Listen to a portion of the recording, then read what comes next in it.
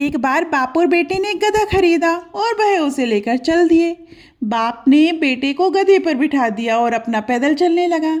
ये देख वहाँ उपस्थित कुछ लोग आपस में बात करने लगे कि कैसा बेटा है जो बाप को पैदल लेकर जा रहा है और अपना खुद गधे पर बैठा हुआ है।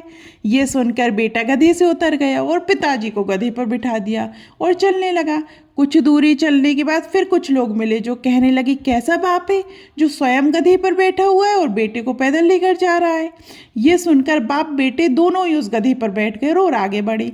कुछ देर बाद फिर कुछ लोग मिले जो बाप बेटे को गधे पर बैठा देखकर कहने लगे ये कैसे निर्दयी लोग हैं जो एक ही गधे पर दोनों सवार हो गए, लगता है गधे की जान लेंगे।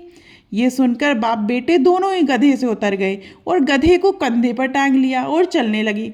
कुछ दूर जाने के बाद उन्हें फिर कुछ लोग मिलते हैं और उन्हें देखकर हंसने लगते हैं और कहते हैं ये दोनों कितने पागल हैं जो गधे पर बैठने की वजह उसे ही टांग कर ले जा रहे हैं। ये सुनकर बाप बेटे गधे को नीचे उतार देते हैं और ये समझ जाते हैं कि उन्हें अपनी समझदारी से काम लेना चाहिए, लोगों की बातों पर ध्यान नहीं देना चाहिए, क्योंकि लोग हर एक परिस्थिति में कुछ ना कुछ कमी अवश्य ढूंढ लेते हैं। इस कहानी से हमें ये शिक्षा मिलती है कि हम चाहे कितना भी अच्छा कार्य क्यों ना करें, लोग उसमें गलतियां अवश्य निकालेंगे।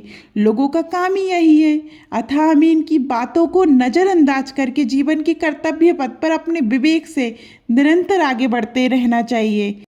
लिखने वाले ने क्या खूब लिखा है, कुछ तो लोग कहेंगे, लोगों का काम है कहना।